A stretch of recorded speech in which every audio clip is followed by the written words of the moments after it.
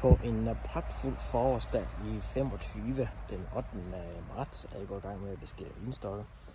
Og jeg beskærer den måde, der hedder godong, hvor at vi simpelthen har selve vinstokken op her, og så har vi de gamle skud herhen af, og så klipper vi den af. Så jeg skal lige vise jer, hvordan det læses. Så det er sådan set bare på den måde her.